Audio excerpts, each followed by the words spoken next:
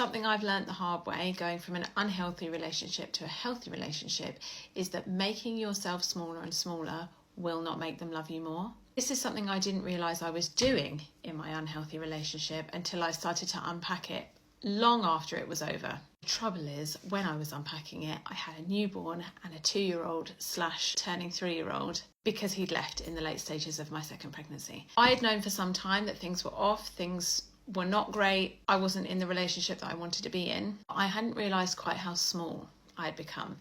Things started becoming alarmingly clear to me with finances and how it was like I was just disappearing on paper. I knew that was happening. I could feel it, but also there was becoming like a paper trail of me slowly disappearing with things like car insurance, if you've been here long enough to know about the Nectar card story.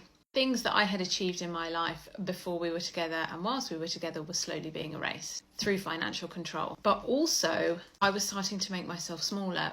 Things I wanted or needed to survive, like small things like making sure I had moisturiser that I wanted, toothpaste, shower gel, all those sorts of things. It became so clear to me that he was so unhappy. My natural response to that was the incorrect one, but it was that if I made his life as easy as possible and tried to make him as happy as possible, things would be okay, meanwhile ignoring anything I needed, let alone wanted. And big surprise, it didn't work.